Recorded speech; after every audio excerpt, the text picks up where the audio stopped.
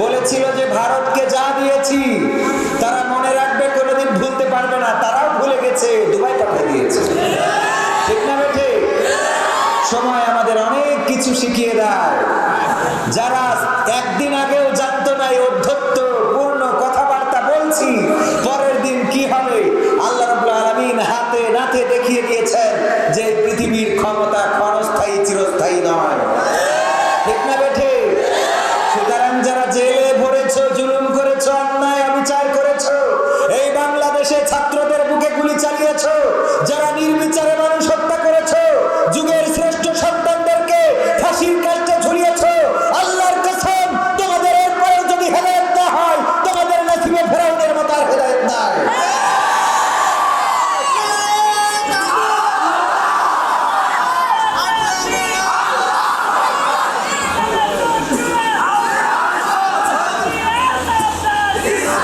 এই বাংলাদেশটা একটা আতঙ্কের নাম বানিয়ে ফেলেছিল।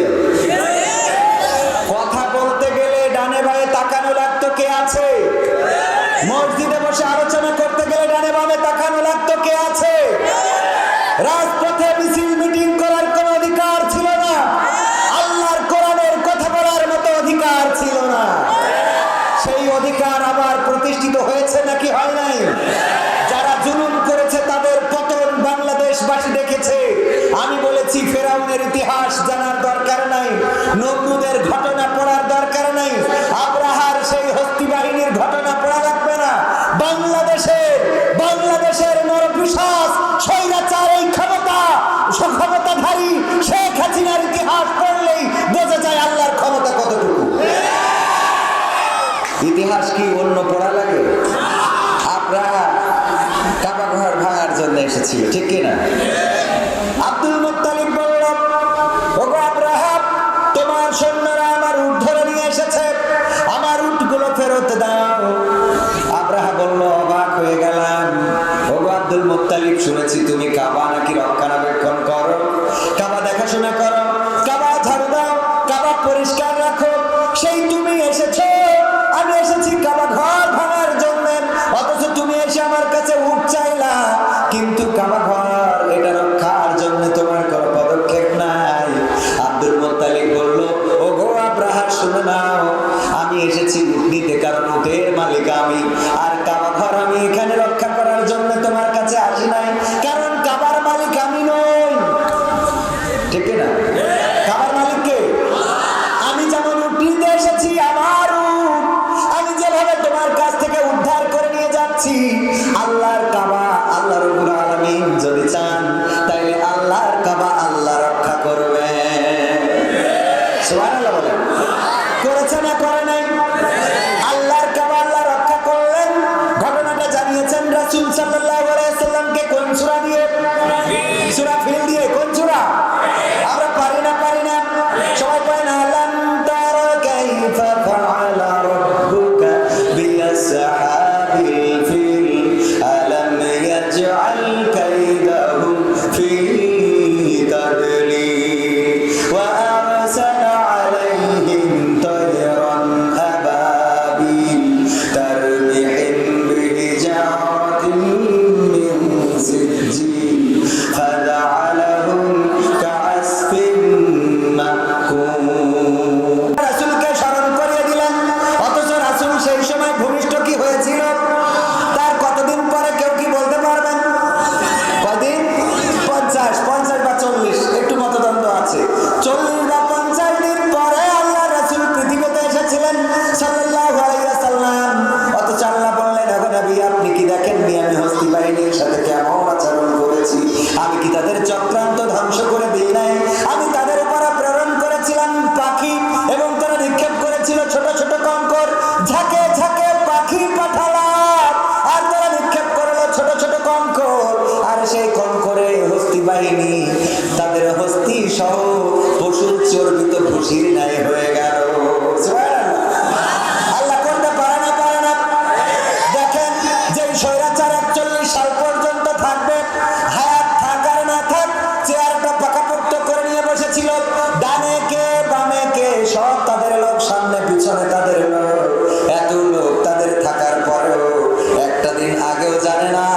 আজকে চলে যেতে হবে, তাই না?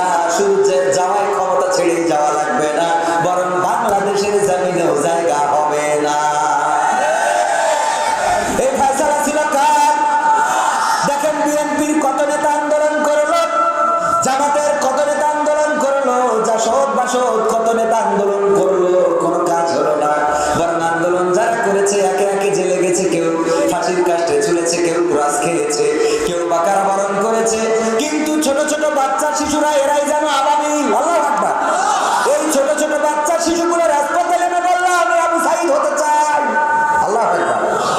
আমি আবু সাঈদ হতে চাই। ছোট বাচ্চা শিশু বোঝে না কিছু, কয় আবু সাঈদের হত্যার জন্য এসেছি, আবু সাঈদের শহীদের বিচার চাইতে এসেছি। অথচ এই দেশে এখন পর্যন্ত আবু সাঈদকে সন্ত্রাসী বলার দুঃসাহস করে। এরা কাদের লাসপেন্সার চিনে রাখা দরকার। বহিষ্কার করা হয়েছে না লালমনিরহাটে ব্যারিস্টার কি যেন উর্মি ম্যাজিস্ট্রেট নির্বাহী, হ্যাঁ তাবাসসুম কি তাবাসসুম উর্মি, যাই হোক মাঝখানে একটা আছে উর্মি শর্ট নাম। এই শর্ট নাম উর্মি সে আবু সাঈদকে সন্ত্রাসী বলেছে। অথচ আবু সাঈদ এমন একটি ইসলামী আন্দোলনের কর্মী ছিল যে ইসলামী আন্দোলনের কর্মীরা সন্ত্রাসী কি জিনিস এই শব্দের সাথে পরিচিত নয়। ঠিক না বেঠে? এই ইসলামী আন্দোলনের গায়ে কলঙ্কের কালিমা লেপন করা হয়েছে। 1971-এ রাজাকার যারা ছিল তাদের গায়ে পাঞ্জাবি ছিল না, তাদের মাথায় টুপি ছিল না, মুখে দাড়ি ছিল না, কিন্তু মিডিয়া দিয়ে বাংলাদেশ আলেমদেরকে এমন ভাবে বাংলার মানুষের কাছে উপস্থাপন করেছে যে যেন দাড়ি টুপি আলারাই রাজাকার। একটু আগিয়ে আসেন, একটু আগিয়ে গিয়ে বসেন, একটু জিকির করেন আর একটু আগে বসেন। লা ইলাহা ইল্লাল্লাহ, লা ইলাহা ইল্লাল্লাহ, লা ইলাহা ইল্লাল্লাহ, লা ইলাহা ইল্লাল্লাহ, লা ইলাহা ইল্লাল্লাহ মুহাম্মাদুর রাসূলুল্লাহ, সুবহানাল্লাহ walhamdulillah, la ilaha illallah, subhanallah walhamdulillah, la ilaha illallah, la ilaha illallah muhammadur rasulullah sallallahu। Saratpur দক্ষিণ পাড়া তালিমুল কুরআন নুরানি মাদ্রাসার উন্নতি কল্পে দ্বিতীয় বার্ষিক বিরাট ইসলামী জলসা শ্রদ্ধা ভাজন সভাপতি, যার ছাত্র হতে পারলে নিজেকে ধন্য মনে করতাম, চাঁপাইনবাবগঞ্জ উপজেলা জামে মসজিদের সম্মানিত পেশ ইমাম ও খতিব মাওলানা মোহাম্মদ সাইফুল ইসলাম সাহেব আমার আগে আলোচনা করেছেন। বিশিষ্ট ইসলামী চিন্তাবিদ, আপনাদের অঞ্চলের খ্যাতি সম্পন্ন বক্তা, আলেমে দ্বীন, আমরা আমাদের রাহবার মনে করে নিতে পারি হযরত মাওলানা মোহাম্মদ সানাউল্লাহ বালিয়াডাঙ্গা সাহেব। এছাড়া আরো অনেকেই আলোচনা করেছেন। আজকের এই মাহফিল পরিচালনায় রয়েছেন আরিফ ভাই সহ স্টেজে গণ্যমান্য ব্যক্তিবর্গ রয়েছেন, যাদের পায়ের জুতা দুইখানা সোজা করে দেওয়ার মতো যোগ্যতা অর্জন করি নাই। আমার সামনে উপবিষ্ট দিনদার ইমানদার মুসলমান ভাই বাবাজিরা, পর্দার অন্তরালে মা এবং বোনেরা, সবাইকে আনুষ্ঠানিকভাবে সালাম জানাচ্ছি। আসসালামু আলাইকুম ওয়া রাহমাতুল্লাহি ওয়া বারাকাতুহু। আমরা আল্লাহর শুকরিয়া আদায় করছি যে মহান রব দয়া করে মায়া করে আমাদেরকে মানুষ হিসাবে সৃষ্টি করেছেন এবং আজ পর্যন্ত বাঁচিয়ে রেখেছেন। সেই রবের শুকরিয়া আদায় করে বলছি আলহামদুলিল্লাহ। আলহামদুলিল্লাহ আরো একটু জোরে বলতে হবে এই জন্যে যে আজ থেকে 1 বছর আগেও আমাদের কথা বলার স্বাধীনতা ছিল না, আমাদের চলার স্বাধীনতা ছিল না, আমাদের জুব্বা পরার, টুপি পরার, দাড়ি রাখার স্বাধীনতা ছিল না। এইগুলোর অপরাধে না জানি কখন কোন মামলা কোন হামলা হয়ে বসে। আজকে আল্লাহ রাব্বুল আলামিন আমাদের এত সুন্দর পরিবেশ করে দিয়েছেন, এখন কথা বলার জন্য ডানে বামে আর তাকানো লাগে না। সে আল্লাহর শুকরিয়া আদায় করার দরকার আছে না নেই? সবাই বলেন আলহামদুলিল্লাহ। রব্বানা লাকাল হামদ হামদান কাসীরান তাইয়িবান মুবারাকান ফীহি। সম্মানিত ভাইরা, আল্লাহর শুকরিয়া আদায় করলে কি কোনো ক্ষতি আছে? আল্লাহ রাব্বুল আলামিন নিয়ামত বাড়িয়ে দেন, বলেন সুবহানাল্লাহ সুবহানাল্লাহ। আবার যদি সুবহানাল্লাহ পড়েন, বুখারী শরীফের হাদিস, আল্লাহ রাসূল সাল্লাল্লাহু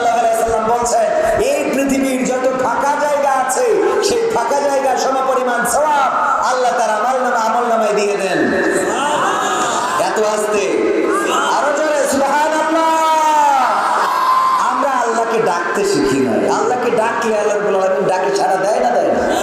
যেটা বলছিলাম, দেখেন কত আন্দোলন গেল, কত লড়াই, কত সংগ্রাম। শাপলা চত্বরে মরলো, 28 অক্টোবরে মরলো আল্লামা দেলাওয়ার হোসাইন সাইদী, শহীদের ফাঁসির রায় যেদিন দিয়েছিল সেই দিন আমার বাংলাদেশের আপামর জনসাধারণ রক্ত দিল, কিন্তু স্বৈরাচারের পতন ঘটে নাই। অথচ পতন ঘটিয়েছে তারা যারা এই স্বৈরাচার ক্ষমতায় আসার সময় অনেকেই পৃথিবীতে ভূমিষ্ঠ হয়েছিল না। ঠিক না ঠিক?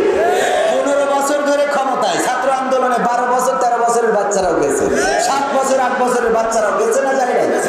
গেছে। এই ছোট ছোট মানুষগুলো যারা শহীদ হয়েছে, দেখেন সব 20 বছর 22 বছর 18 বছর 25 বছর যখন ক্ষমতায় গিয়েছিল, তারা ক্ষমতা কি জিনিস এই ছাত্ররা জানতো না।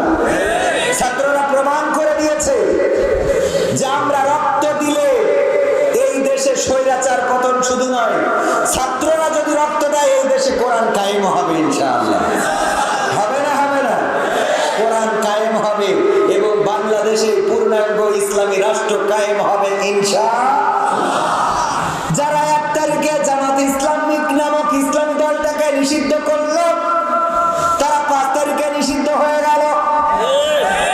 ঠিক না ঠিক? খেলা হলো।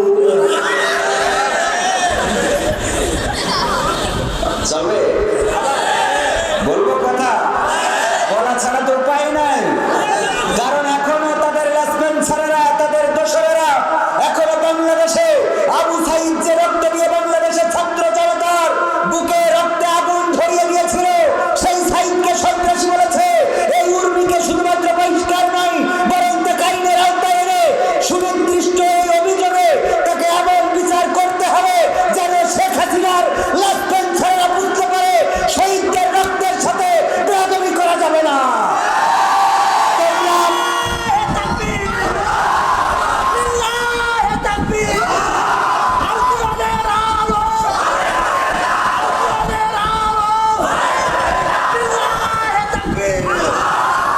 তোমরা কোরআনের পাখি নিরপরাধ আল্লামা সাইদীকে রাজাকার বানিয়েছো, মতিউর রহমান নিজামীকে রাজাকার বানিয়ে ফাঁসির কাষ্ঠে ঝুলিয়েছো। যাদের চরিত্রে কোনো কলঙ্ক ছিল না তাদেরকে তোমরা বানিয়েছো ধর্ষক, তাদেরকে বানিয়েছো জেনাকার, তাদেরকে বানিয়েছো লুটতরাজকারী, তাদেরকে বানিয়েছো হত্যাকারী, তাদেরকে বানিয়েছো খুনি, তাদেরকে বানিয়েছো সন্ত্রাসী। যুগের শ্রেষ্ঠ যারা আলেম তাদের নিয়ে কারাগারগুলো ভরেছো। আমির হামজাকে 3 বছর কারাগারে রেখেছো, মিজানুর রহমান আজহারীকে দেশ ছাড়া করেছো। তোমাদের ইতিহাস বাংলাদেশের মানুষ জানে। তোমরা কাউকে সন্ত্রাসী বলার আগে নিজের বুকের দিকে, নিজের গায়ের দিকে আগে তাকিয়ে নিবা। তোমরা সন্ত্রাসী বলো কোন আন্দাজে? তোমরা আল্লামা সাইদীকে 13টা বছর কারাগারে রেখেছো, যেই মানুষটাকে জামাত বিএনপি শুধু নয় আওয়ামী লীগের লোকেরাও ভালোবাসে। ঠিক না বেঠে? শুধু আওয়ামী লীগ নয়, যেই আলেমটাকে বাংলাদেশের হিন্দু বৌদ্ধ খ্রিস্টানেরা ভালোবাসে, যারা ইসলাম কবুল না করলেও আল্লামা সাইদীর ওয়াজ শুনে চোখের অশ্রু ফেলে, এমন অনেক হিন্দু আছে। আমার একজন হিন্দু ভক্ত আছে, বাংলাদেশ পুলিশে চাকরি করে। তৎকালীন সময়েও বারবার বলতো যে আপনার ওয়াজ শুনি আর কান্না করি, আর আল্লামা সাইদীর ওয়াজ শুনলে তো থাকতে পারি না। আজকেও সেই হিন্দু পুলিশটা, আমি তার নাম বলবো না, সে আমাকে লিখেছে আপনার জিগরগাছায় বার যদি যায়, জিগরগাছায় পোস্টিং ছিল, এখন এইদিকে কোথায় যেন কুষ্টিয়া না এই অঞ্চলে কোথায় হয়েছে পোস্টিং, জিগরগাছায় যদি আসে তাহলে আমার মাদ্রাসা দেখতে আসবে। হিন্দু মাদ্রাসা দেখতে আসবে। অনেক হিন্দু আছে যারা ওয়াজ শুনে, জানেন কি না? আল্লামা সাইদী অনেক, এর প্রমাণ কি? শুক্রঞ্জন বালি আর কি প্রমাণ দেওয়ার দরকার আছে? যারে রাষ্ট্র সাক্ষী বানাইলো সে নিজের জীবনের নিরাপত্তার কথা না ভেবে সে বলল আমি আল্লামা সাইদীর পক্ষে সাক্ষী দেব। বিপক্ষে দিতে চাই নাই বলে তাকেও গ্রেফতার করে দাদার দেশে নিয়ে যাওয়া হয়েছিল। দাদার দেশটা যেন সন্ত্রাসীদের আখড়ায় পরিণত হয়েছে। এই দেশে যারা দুর্নীতি করে, অন্যায় করে, অবিচার করে, এই দেশে যারা সন্ত্রাসী করে, এই দেশে যারা লুটতরাজ করে, তাদের অভয়ারণ্যে পরিণত হয়েছে দাদার দেশটা। কেউ কয়লা এই দেশে অন্যায় করেছে আর গ্রেফতার হয়েছে সব ভারত দিয়ে পালাতে যে ভারতের বর্ডারে যে গ্রেফতার হয়েছে না, মানি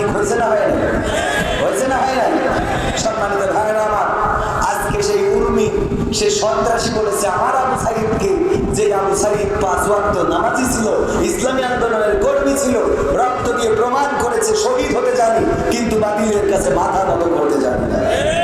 দুটি হাত উজাড় করে দিয়ে, বুক পেতে দিয়ে প্রমাণ করে দিয়েছেন দুটি হাত মিলিয়ে যে আমাদের এই বুকটা তোমাদের জন্য উন্মুক্ত করে রেখেছে। ঠিক না বেঠিক? ইতিহাস হয়ে থাকবে কার সাথে বেয়াদবি করেছো, যার রক্তের কারণে বাংলাদেশটা স্বাধীন হয়েছে। ঠিক না বেঠিক? আমরা সকল শহীদদের আত্মার মাগফিরাত কামনা করছি, বলেন আমিন। আমি তাদেরকে বলেছি, ক্ষমতায় কেউ স্থায়ী হয় না, হোক না সে খালেদা কিংবা হাসিনা, চেয়ারটা চিরকাল থাকে না। ক্ষমতায় কেউ স্থায়ী হয় না, মুজিবুর বেশি দিন থাকেনি, জিয়াউর কেউ তো রাখেনি। মুজিবুর বেশি দিন থাকেনি, জিয়াউর কেউ তো রাখেনি। এরশাদ চলে গেছে পৃথিবী ছেড়ে, এরশাদ চলে গেছে পৃথিবী ছেড়ে, কেউ আজ তার কথা কয় না। ক্ষমতায় কেউ স্থায়ী হয় না, হোক না সে খালেদা কিংবা হাসিনা, চেয়ারটা চিরকাল থাকে না। ক্ষমতায় কেউ স্থায়ী হয় না, হাসিনা ক্ষমতা ধরে রাখতে আয়না ঘর বানিয়েছিল, জনগণের রোশনালে দাদার দেশে পালিয়ে গেল। হাসিনা ক্ষমতা ধরে রাখতে আয়না ঘর বানিয়েছিল, জনগণের রোশনালে দাদার দেশে পালিয়ে গেল। ডিবি হারুনের পাশে আর, ডিবি হারুনের পাশে আর পরিমণিদের দেখা যায় না। ক্ষমতায় কেউ স্থায়ী হয় না, হোক না সে খালেদা কিংবা হাসিনা, চেয়ারটা চিরকাল থাকে, চেয়ারটা চিরকাল থাকবে না। আমার আগে যিনি ওয়াজ করেছেন তিনি কিছুক্ষণ আগে এই চেয়ারটা তার ছিল, তার পাওয়ার ছিল না, ছিল না। যতক্ষণ ওয়াজ করেছে আপনারা কিছুই বলতে পারেন নাই যে হুজুর নামেন, সরে যান, চলে যান, এটা বলা সম্ভব হয় নাই। এখন আবার এই চেয়ারে আমি বসলাম, আগামী বছর আবার এই চেয়ারে নতুন অতিথি আসবে নাকি আসবে না? আবার নতুন কেউ আসবেন, যখন যে চেয়ারে বসে পাওয়ারটা তার, কিন্তু এই চেয়ারটা স্থায়ী। স্থায়ী স্থায়ী কোথায় চেয়ার? কোন জায়গায়? কোন জায়গায়?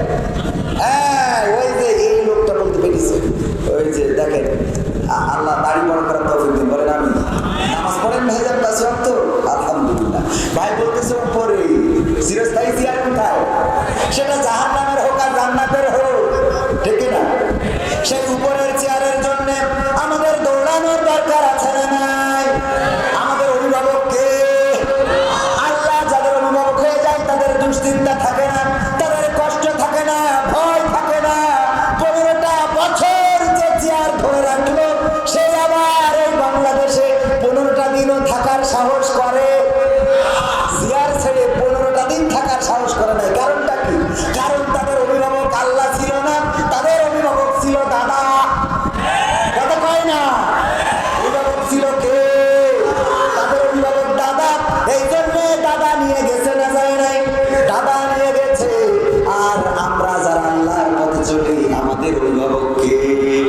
আল্লাহ যাদের অভিভাবক হয়ে যায় তাদের কোনো ভয় নেই, তাদের কোনো দুশ্চিন্তা নেই, তারা কখনো কষ্টে নিপতিত হবে না। তারা বিপদে পড়লেও হাসবে, সুখে থাকলেও হাসবে। সুবহানাল্লাহ। বিপদে পড়লেও হাসে না, হাসে না। আল্লামা সাঈদীকে যেদিন জেলখানা থেকে হাসপাতালে নেওয়া হলো, পরের দিন তিনি শহীদ হয়ে যাবেন। এর আগের দিন যাওয়ার সময় মুখটা খুব মলিন ছিল, বেজার ছিল, কষ্টে ছিল না, বরং হাসি দিয়েছে না দেয় নাই?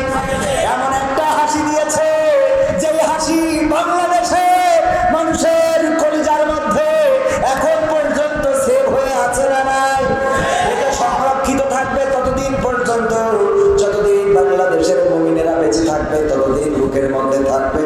আমার ভাইয়েরা উদাহরণ দিতে যে মাঝে মাঝে বলি, আমার সভাপতি সাহেব গরু পালন করে। কি পালন করে? গরু। এই গরু যখন মাঠে ক্ষেত খামার ধান ফসল থাকে না, তখন মাঠের মধ্যে গরু এড়া ছেড়ে দেয়, মানে খুলে দেয়, এড়া ছেড়ে দেয়। আপনারা কি বলেন? হ্যাঁ, ছাড়িয়ে দেন। এই যে গরু ছেড়ে দিয়েছে, দেওয়ার পরে গরু খাইতে খাইতে হঠাৎ করে পাশে ছিল জঙ্গল, জঙ্গল থেকে এসে একটা বাঘ গরুর পিছু নিয়েছে গরুরে ধরার জন্য। অনেক দিন ধরে ক্ষুধার্ত বাঘটা দৌড়ায় গরুরে ধরার জন্য। যখন দৌড়াই দিয়েছে, গরু দৌড়াইতে দৌড়াইতে হঠাৎ চিন্তা হলো যে আমি তো দৌড়াই বাঘের সাথে পারবো না, সুতরাং কি করা যায়? তাড়াতাড়ি করে পাশে ছিল একটা নরম ক্ষেত, কাদাওয়ালা ক্ষেত, এই ক্ষেতের মধ্যে দিয়েছিলাম, কাদার মধ্যে 4 হাতটা ডেবে গেছে। গরু যখন ক্ষেতের মধ্যে লাফ দিয়েছে, বাঘ চিন্তা করছে আমিও গরুরে ধরবো। ও গরুর ধরার জন্য লাফ দিয়েছে, কিন্তু বাঘের দৌড়ের গতি ছিল একটু বেশি, এত বেশি যে গরুরে রেখে 3 হাত সামনে যেয়ে পড়েছে। মানে একটু গতি বেশি হলে কি একটু সামনে, 3 হাত সামনে যে কাদার মধ্যে ডেবে গেছে। কিছু কাদা আছে যা থেকে উঠতে গেলে খালি টেনে ধরে, এরকম আছে না নাই? চোরাবালি নাম শুনেছেন না শোনেন নাই? চোরাবালিতে যদি আপনি আটকে যান, যত উঠতে চাইবেন তত ডেবে যাবেন। এর নাম কি? চোরাবালি। এরকম কাদা, সেই কাদায় গরু তো টেনশন করে না, কিন্তু বাঘ উঠার জন্য খালি হাত পা নাড়ায়। কি করে উঠবো, কি করে বের হবো? গরু টেনশন ছাড়াই ওই কাদার মধ্যে ওইভাবে আটকা পড়ে খালি জাবর কাটাচ্ছে। গরু জাবর কাটাচ্ছে। বাঘ কয় এই গরু, তুই তো আসলেই গরু। কয় কেন, কি হয়েছে? কয় কি হয় না এটা কও। কয় কি হয়েছে সেটা কও। বলতেছে দেখো, আমি যদি তোমারে ধরতে পারতাম তাহলে তোমারে খেয়ে আমি বেঁচে থাকতাম, আবার তুমি যদি দৌড়ায় পালিয়ে যেতে তাহলে তুমিও বাঁচতাম, আমিও বাঁচতাম, দুইজনে বেঁচে থাকতাম। কিন্তু এমন একটা আকাম করেছো, এই কাদার মধ্যে পড়েছো, এখন তো তোমারও উদ্ধার হবে না, তুমিও উদ্ধার হতে পারবা না, আমিও উদ্ধার হতে পারবো না। কয় তাতে সমস্যা কি? গরু কয় সমস্যা, পাগল কয় এই জন্যই তো ঠিক করুন। আচ্ছা সমস্যা কি সেটা পরের কথা, কিন্তু আমার কথা হলো, বাদ বলতেছে আমার কথা হলো যে এই মুসিবতের মধ্যে তুমি জাবর কাটাও কেন? এই বিপদের মধ্যে তুমি জাবর কাটাও কেন? গরু কয় ভাই আমি তো গরু অত বুঝি না, তবে অল্প বুঝাইতে পারবো। সেটা হলো আমার একজন মালিক আছে। কি আছে? আমার একজন অভিভাবক আছে, আমার একজন মালিক আছে, মাওলানা সাইফুল ইসলাম। তিনি আমার মালিক। জুমার নামাজ পড়াতে গিয়েছেন উপজেলা মসজিদে, জেলা মসজিদে নামাজ পড়ায় আসতে একটু দেরি হচ্ছে। উনি যখন এসে গোয়াল ঘরে আমারে পাবে না, তখন আমারে খোঁজার জন্য মাঠে চলে আসবে, কারণ আমার অভিভাবক আছে। ওই অভিভাবক এসে মাঠে খুঁজতে খুঁজতে যখন এই কাদার মধ্যে আমারেও পাবে আর তোমারেও পাবে, তখন আমারে উদ্ধার করবে আর তোমারও এখানে দিয়ে বাড়ি বলে পিঠানি দিয়ে এই কাদার মধ্যে কবর দিয়ে চলে যাবে। এখন বলো জাবর আমি কাটাবো নাকি তুমি কাটাবা? জাবর কাটাবে কিনা? টেনশন আছে? নেই কেন? অভিভাবক আছে। কি আছে? তেমনি আমার মাওলানা সাহেবের আরো একজন অভিভাবক আছে না নাই? তার নাম কি? আল্লাহ রাব্বুল আলামিন। যাদের অভিভাবক হয়ে যায় ওরা ফাঁসির কাস্টে ঝুলার সময় কোনো ভয় পায় না, বরং পায়ের উপরে পাটা তুলে গ্রিন টি খায় আর ছেলের কাছে জিজ্ঞাসা করে খোকা ফাঁসির কাস্টে কি লুঙ্গি পরে যাবো নাকি পায়জামা পরে যাবো? আল্লাহু আকবার। আল্লামা সাঈদী 13টা বছর কারারুদ্ধ ছিলেন, মুক্তি পেতে চেয়েছেন শুধু একটা কারণে, বলেছিলেন আমি কোরআনের ময়দানে আবার ফিরতে চাই। কিন্তু আল্লাহ রাব্বুল আলামিন চান নাই আবার ফিরে আসুক, আল্লাহ নিয়েছেন। আর যারা 13টি বছর কারাগারে এভাবে রাখলো, এই বাংলার জমিনে আল্লাহ আল্লামা সাঈদীর কবর হয়েছে। আর এই 13টা বছর ধরে যারা রেখেছে তাদের অনেকের কবরটাও এই জমিনের বুকে হবে না। ঠিক না বেঠে? এমপি আনার নামের একজন এমপি ছিল কালীগঞ্জের ঝিনেদার, নাম শুনেছেন না শোনেন? আনোয়ার আনার। এই আনার ভারতে গেল, বাংলাদেশে থাকতে ছাত্র শিবিরের একজন ছেলেকে এমন নির্মম ভাবে শহীদ করলো। তার মা যখন বিভৎস দেহটা দেখলো, নাক কেটে নিয়েছে, সারা শরীরে অত্যাচার নির্যাতন, টুকরা টুকরা করে কাটা। তার মা চিৎকার করে বলেছিল, আমার ছেলেকে যেহেতু মেরেই ফেলবা, চোখ দুটো কেন উঠাইলা? মেরে যখন ফেলবা চোখ দুটো উঠেই তো না, কারণ মারা গেলে তো চোখে দেখতে পাবে না, পাবে তো তার চোখ উঠানোর কি আছে? এই চোখ উঠাইলো, সারা শরীরে নির্যাতন করলো, কাটলো, কেটে খণ্ড বিখণ্ড করলো। সেই ছেলেটার জানাজা বাংলার জমিনে হয়েছে, কিন্তু এই এমপি আনার তারা ক্ষমতায় থাকতে তার ভারতে নিয়ে হত্যা শুধু করাই নাই, বরং এক টুকরা গোশত খুঁজেছে তার মেয়ে, যে এক টুকরা গোশত যদি দিতে বাবার জানাজাটা করতাম, আল্লাহ তার জানাজাটাও কবুল করে নাই। এগুলো জানার দরকার আছে না নাই? এইগুলোই তো ফেরাউন নমরুদের ইতিহাস, ঠিক না বেঠে? ফেরাউনের সময় ওরা এমনই ছিল, নমরুদের সময় ওরা এমনই ছিল, আবু জাহেলের সময় ওরা এমনই ছিল, ঠিক না বেঠে? আবু জাহেল, ফেরাউন, নমরুদ ওরা যেমন ছিল, আজ থেকে 100 বছর, 200 বছর, 500 বছর পরে আমার আপনার সন্তানেরা, আমার আপনার যারা জেনারেশন আসবে, তারা ওয়াজ করতে যেয়ে বলবে, বাংলার জমিনে এমন একজন ছিল, তার নাম কে? আমি না বলি, আমি না বলি, আপনারা বলেন, এটা বলবে না, বলবে না, কারণ এটা ইতিহাস। তারা বলবে কোরআনের পাখি ছিল আল্লামা খাইরি, যার হাতে মানুষেরা ইসলাম কবুল করতো, পথহারা মানুষেরা পথের দিশা পেত। আমার মিজানুর রহমান আজহারীকে ভালোবাসেন কিনা? কিনা হাত পেতে চাই। লিল্লাহে তাকবীর, লিল্লাহে তাকবীর। আল কোরআনের আলো, আল হাদিসের আলো, হাত নামা। এই যে দেখেন হাজার হাজার তাওহীদি জনতা কোরআনের জন্য মিজানুর রহমান আজহারীকে ভালোবাসি না, বাসি না? সেই আজহারীর কি এমন অপরাধ? 4টা বছর, প্রায় 5 বছর মালয়েশিয়ায় থাকা লাগলো। লেগেছে না, লাগে না? বাংলাদেশে আসতে পারে নাই। আমির হামজা গতকালকে আপনার অঞ্চলে এসেছিল না, আসে নাই? এই আমির হামজার কি এমন অপরাধ যে অপরাধের কারণে 3টা বছর কারারুদ্ধ করে রাখা হলো? এই মানুষটার এত কষ্ট দেওয়া হলো, জুলুম করা হলো, নিষ্পেষণ করা হলো। এই ঘটনাগুলো আজ থেকে 500 বছর আগে ফেরাউন, নমরুদ, হামান, তারপরে ওই যে আবু জাহেল, আবু লাহাব, কারুনের ঘটনা যেমন বলে, তেমন ঈদের ঘটনাগুলো আমাদের সন্তানেরা আওয়াজ করে করে শোনাবে। সত্য বললাম তো? কোরআনে ওদের কথা আছে না নাই? ইউরিদুনা লিইউতফিউ নূরাল্লাহি বিআফওয়াহিহিম ওয়াল্লাহু মুতিম্মু নূরিহি ওয়ালাউ কারিহাল কাফিরুন। আমার আল্লাহ বলছেন ওরা চায়, কারা চায়? কাফেরেরা। কারা? অস্বীকারীরা, অস্বীকারী। এখনকার জামানায় আছে না নাই? এখনকার জামানায় যারা অস্বীকারী আছে, আল্লাহ তাদেরকে ইঙ্গিত করে বলছেন ওরা চায় মুখের ফুল দিয়ে কোরআনের আলোকে নির্বাপিত করে দেবে, ইসলামের আলোকে মিটিয়ে দেবে, কিন্তু আমি আল্লাহ চাই আমার দ্বীনের আলোকে প্রজ্বলিত করে রাখবো। যতই তাদের বুকের মধ্যে জ্বালা পোড়া হোক না, কারো বলেন সুবহানাল্লাহ। প্রজ্বলিত করে রাখবেন কে? প্রজ্বলিত করে রাখবে কে? এবং রেখেছে নাকি রাখে নাই? আজহারী আবার আসবে ফিরে কোরআনের ময়দানে, আমির হামজা সুর ছড়াবে ওয়াজে আর গানে। 1 বছর আগে বলেছিলাম, আর 1 বছর পরে দুইজনই এখন বাংলাদেশে আছে না নাই?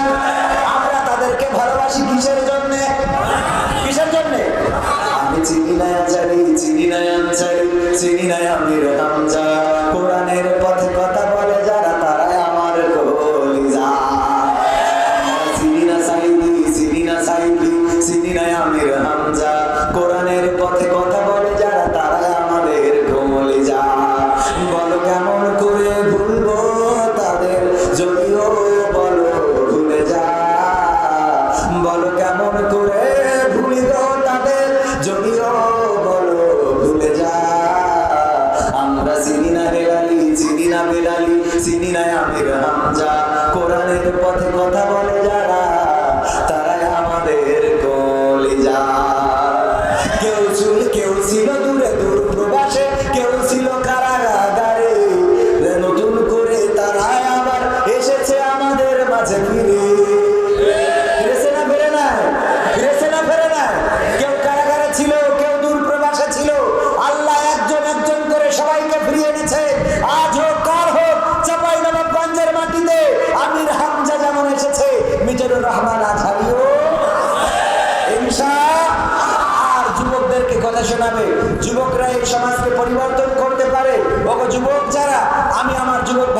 বলতে চাই, কোরআনের জন্য নিবেদিত প্রাণ হতে হবে। প্রতিদিন সকালে উঠে কোরআন না পড়ে দিনের শুরু করা যাবে না। ফজরের নামাজ পড়ে আগে কি খুঁজবেন? এবং এটা শিখে গেছেন কে? শেখ হাসিনা। কিরা শিখাইছে? শেখ হাসিনা। তিনি কি বলেছেন? সকালে উঠে আগে কোরআন খোঁজে, যায় নামাজ খোঁজে। ঠিক না বেঠে? সুতরাং যদি শেখ হাসিনা সকালবেলা উঠে আগে যায় নামাজ খুঁজতে পারে, আর যদি কোরআন পড়ে দিনের শুরু করতে পারে, তাইলে আমাদেরও করার দরকার আছে না নাই? সুতরাং অন্তত খারাপটা বাদ দেন, ভালো কাজটা একটা শিখাই গিয়েছে যে সকালবেলা উঠে আগে যায় নামাজ খোঁজে।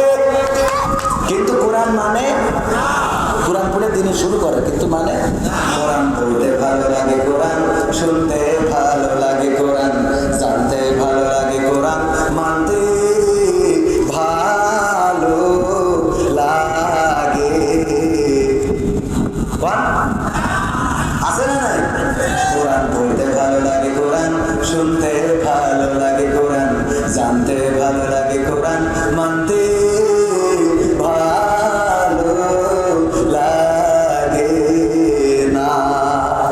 নামাজেতে পড়লে কোরআন মনটা শীতল হয়, কারির তেলাওয়াত শুনিলে প্রাণ জুড়িয়ে যায়।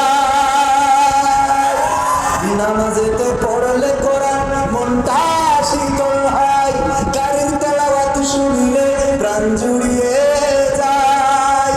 সেই কোরআনের ব্যাখ্যা দিলে কলিজাতে আগুন জ্বলে। আছে না না? সেই কোরআনের ব্যাখ্যা দিলে অন্তরেতে আগুন জ্বলে। বিরোধিতাও চলে কেন তা জানি না।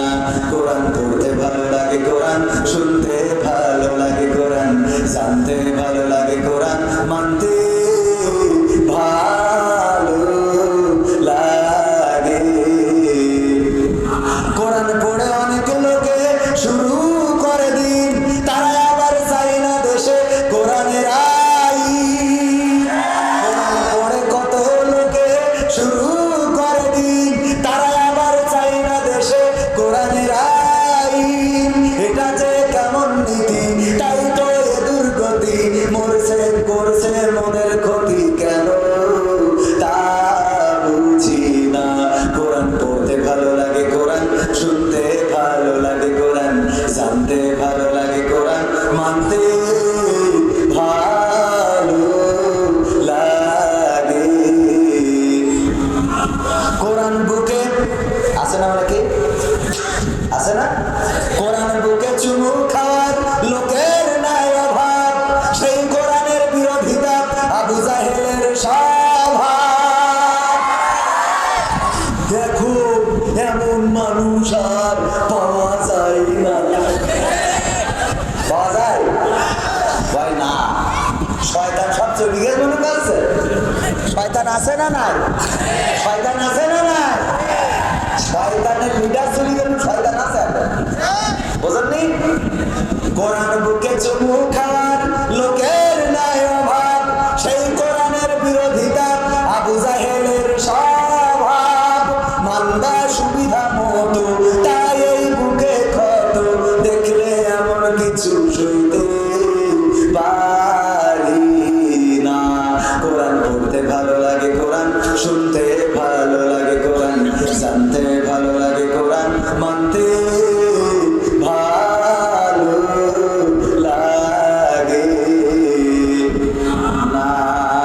এখানে যারা আছেন কোরআন মানতে কি ভালো লাগে? মানতে কি ভালো লাগে? কোরআন মানতে রাজি আছে? আমি পবিত্র কোরআনের সূরা তাহার 55 নম্বর আয়াতে কারিমা তেলাওয়াত করেছি, মনে আছে না নাই? আয়াতটা কি? পড়েন সবাই। মিনহা খলাকনাকুম ওয়া ফিহা নুঈদুকুম ওয়া মিনহা নুখরিজুকুম তারাতান উখরা। আয়াতটা আমরা কোথায় পড়ি? একদম আমি এইটার বিরুদ্ধে আন্দোলন শুরু করে দিয়েছি। এইটার বিরুদ্ধে যে মাটি দেওয়ার সময় যে পড়ে, কি বুঝে পড়ে মাটি দেওয়ার সময়? এই আয়াতটার অর্থটা কি? নাজিল হয়েছে কোন প্রেক্ষাপটে? আর এটা দিয়ে আল্লাহ কি বলেছেন, কি বুঝাই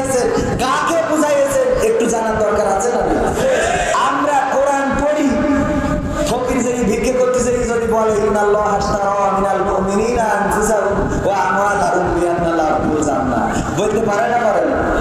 ফকিরও বলতে পারে যে তুমি যে জানার মাল দাও এর বিনিময়ে জান্নাত দেবে, কিন্তু এর পরের অংশে যে আল্লাহ কুপাকুপির কথা বলেছে ওইটা তো কেউ বলে না, আছে না না? হ্যাঁ, এই জন্যই আমাদের দরকার মতো কিছু আয়াত বেছে নিয়েছি। পাশের মধ্যে দেখবেন লিখাত রয়েছে আল্লাহ ধৈর্যশীলকে পছন্দ করেন আল কুরআন। কারণ কি?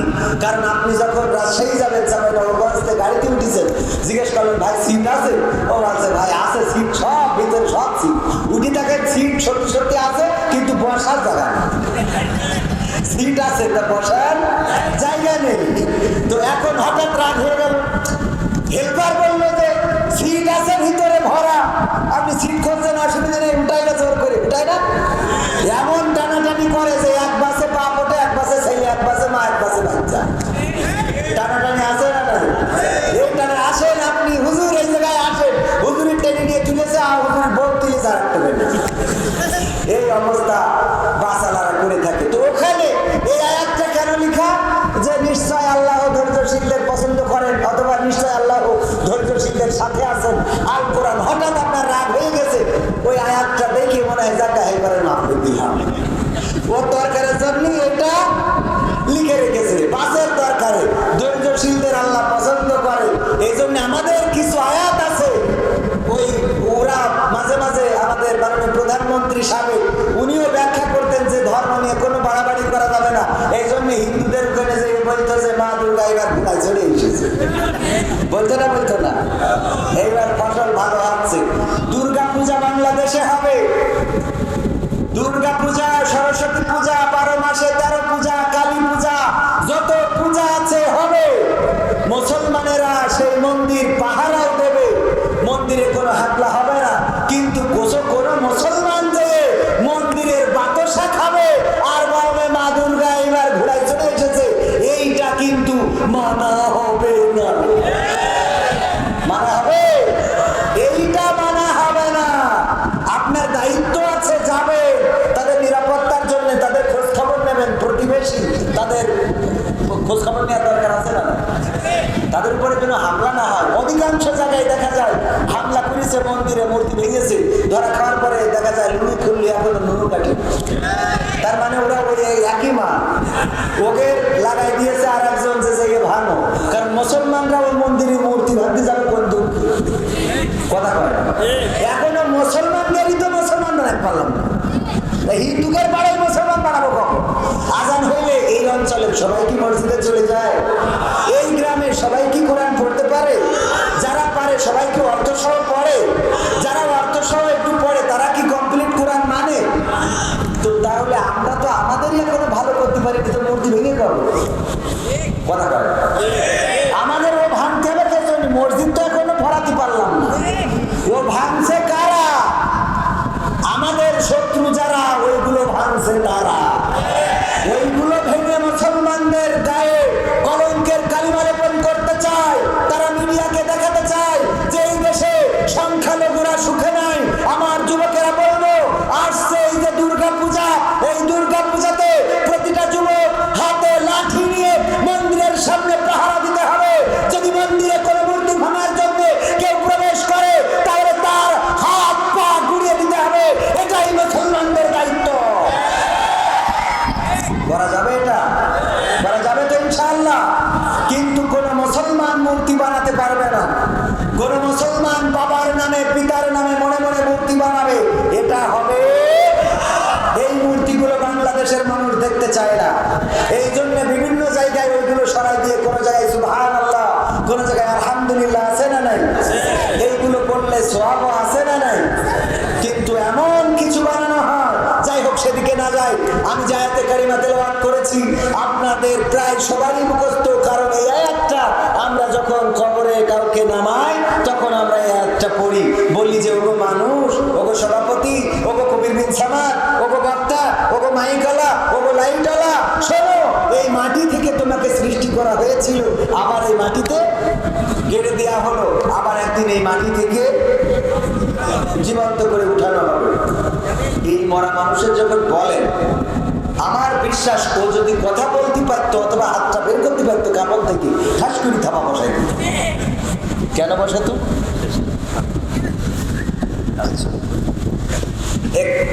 কষ্ট হচ্ছে আপনাদের? আর একটু সময় থাকা যাবে? যাবে আর একটু সময়? অন্তত এইটা এই ওয়াজটা অন্তত শুনে যান আর শিখে যান যে এই ওয়াজটা কোন জায়গায় কোনে করতে হবে, কবরে করতে হবে নাকি উপরে করা যাবে। হ্যাঁ, শেখার দরকার আছে না? আমার যুবকেরা কাজ শেখে না, লেখাপড়া শেখে। কি শেখে? লেখাপড়া শেখে, কাজ শেখে না। যার জন্য লেখাপড়া করে বেকার ঘুরে বেড়ায়, বাবার বোঝা মায়ের বোঝা, বিয়ে করার জন্য টেনশন করতেছে, তারপরে বিয়ে দিচ্ছে না, কারণ যেহেতু কোনো কর্ম করে না তার বিয়ে দিয়ে বউরে খাওয়াবে কি। এই জন্য যুবকদের কিছু শেখার দরকার আছে না? যারা লেখাপড়া করে আমার ছাত্ররা, ওরা যদি লেখাপড়ার পাশাপাশি বিকালে বিকালে একটু ফার্মেসিতে সময় দিত, তাও অন্তত ওখানে ওষুধের নামগুলো জানতো। লেখাপড়া শেষ হওয়ার সাথে সাথে যতদিন চাকরি না হয়, চাঁপাইনবাবগঞ্জে একটা ফার্মেসি খুলে বসলে সেখানে রুচি আছে না নাই? রুচি আছে না নাই? ওই লেদ মেশিনে যে ওয়েল্ডিং এর কাজ করা যায় না, আমার যুবকেরা কাজ শিখতে চায় না। আমি চিন্তা করেছি যুবকদের এতটুকু বলবো, লেখাপড়ার পাশাপাশি কোনো কিছু করেন, একটা ড্রাইভিং শেখেন। আমি নিজের গাড়িটা নিজে চালাই, আমার গাড়িটা আমি এখানে কিন্তু চালিয়ে আসছি, আমার গাড়িটা আমি চালাই, আবার আমি ওয়াজ করি, আমি গান গাই, আমি লিখি। এই যে লিখেছি কবির বিন সামাদের লেখা বা ঠিকানার গান 100 উপরে ইসলাম সঙ্গীত আছে, যেগুলো এখানে গাইতেছি আছে, আপনারা এখান থেকে নিতে পারবেন, সংগ্রহ করতে পারবেন। তো আপনাদের এই বইগুলো, এটা আমি লিখেছি, আমি গাচ্ছি, আমি বলছি, আমি ড্রাইভিং করছি। এত কিছু যদি করতে পারি, আমার যুবকেরা পারবে না, এটা আমি বিশ্বাস করি। সুতরাং প্রতিটা যুবককে কর্মমুখী হতে হবে। রাজি আছেন? ওগো যুবকেরা, বাবার বোঝা হওয়া যাবে না, মায়ের বোঝা হওয়া যাবে না। যদি কর্ম করো, আল্লামা আমাদের মিজানুর রহমান আজহারি ভাইয়ের মালয়েশিয়ার সেমিনারে আমি যোগ দিয়েছিলাম। আজহারি ভাই বললেন যুবকদের উদ্দেশ্যে, কর্ম করলে কোনো লজ্জা, লজ্জা আছে অলসতায়। কিসে? অলসতায়, অকর্মণ্যতায়। লজ্জা আছে হাত পাতায়, লজ্জা আছে ফুটানিতে। কর্মে কোনোদিন কোনো লজ্জা আছে? যে কর্ম করে সে তো পরিশ্রম করে খায়। আল্লাহ রাসূল সাল্লাল্লাহু আলাইহি সাল্লাম পরিশ্রমকারীদের ভালোবাসতেন। একদিন একজনের সাথে মুসাফা করলেন, হাতটা খুবই শক্ত। রাসূল সাল্লাল্লাহু আলাইহি সাল্লাম বললেন, তোমার হাত এত শক্ত কেন? বলল যে আমি পরিশ্রম করি দুটি হাত দিয়ে। বলল, আল্লাহ রাব্বুল আলামিন তোমাকেই ভালোবাসেন, কাসিমু হাবিবুল্লাহ। আল্লাহ তোমাকে বন্ধু রূপে গ্রহণ করেছেন। যারা পরিশ্রম করে তাদেরকে আল্লাহ বন্ধু মনে করেন, বলেন সুবহানাল্লাহ। সুতরাং আমরা পরিশ্রম করতে দ্বিধাবোধ করব, দ্বিধাবোধ করব। আর আমার জায়াতে কারিমা আমরা পড়ি, কবরে যে ওই মৃত মানুষটা যদি হাতটা বের করতে পারতেন, থাপ্পড় দিয়ে দিত। এই কারণে ওগো বাংলাদেশের মানুষেরা শুনে নাও, ওগো চাঁপাইনবাবগঞ্জবাসী শুনে নাও, যদি ওই মরা লাশটা হাতটা বের করতে পারতো, তাইলে হাত বের করে থাপ্পড় দিত। যদি কথা বলতে পারতো, তাহলে বলতো, ওগো আমার চাঁপাইনবাবগঞ্জবাসী, তোমরা আমাকে সাবধান করতেছো যে একদিন মারা যাওয়া লাগবে, কবরে ঢুকাবে, কবর থেকে উঠাবে। আমি তো মারা গেছি, কবরে আজকে ঢুকানো হয়ে গেল, আমার তো খেলা ফাইনাল। বরং সাবধান হওয়ার দরকার তোমারই। কথা কয় না, ঠিক না বেটি? সাবধান হওয়া দরকার কাদের? যে মারা গেছে, ধরেন একজন অ্যাক্সিডেন্ট করেছে, ট্রেন রোড এখানে আছে না নাই? ট্রেন রোড রাজশাহীতে আছে না নাই? এই ট্রেন রোডে কেউ একজন কাটা পড়লো, পা বিচ্ছিন্ন হয়ে গেল। তখন সভাপতি যে বললো, দেখো ট্রেন যখন যায় ওখানে পা যদি আটকে যায় তাহলে কেটে দ্বিখণ্ডিত হয়ে যায়। এই ওয়াজ শোনাচ্ছে তাকে যার পা দুই খণ্ড হয়ে গেছে। ওর মিজাজ খারাপ হবে না? হবে না? যার পা দুই খণ্ড হয়ে গেছে, ওরে যদি বলে যে পা দ্বিখণ্ডিত হয়ে যাবে ট্রেন রোডে যদি তুমি পড়ো, তারে এই ওয়াজ শোনাইলে বলবে, চাচা এই ওয়াজ আমার শোনাই লাভ নেই, আমার তো পা দুই খণ্ড হয়ে গেছে। ঠিক না বেটি? যে মারা গেছে তারা আমরা যে বললাম, মিনহা খলাকনাকুম ওয়া ফিহা নুঈদুকুম ওয়া মিনহা নুখরিজুকুম তারাতান উখরা। ওই মরা মানুষ তো মারাই গেছে, তাকে কবরে রাখা হয়েছে, আর ওই কবর থেকে একদিন উঠানো হবে। এটা তো তার জন্য চূড়ান্ত হয়ে গেছে। এই আয়াতটা মরা মানুষের জন্য নাজিল হয় নাই, বরং এই আয়াতটা নাজিল হয়েছে আল্লাহ রাব্বুল আলামিন মুসা আলাইহিস সালামকে দিয়ে ফিরআউনের কাছে এই আয়াতটা শুনিয়েছিলেন। বলেন সুবহানাল্লাহ। কাকে শুনিয়েছেন? ফিরআউনকে। আমরা শোনাই কাকে? সবচেয়ে বড় ক্ষমতাধর যে ছিল ফিরআউন। এত ক্ষমতাধর যে নদীর মধ্যে রাস্তা হয়ে গেছে। এটা তো শুনে, এটা দেখে হঠাৎ করে মনের মধ্যে একটু ভয় জন্মাইতে পারে না যে নদীর মধ্যে কিভাবে রাস্তা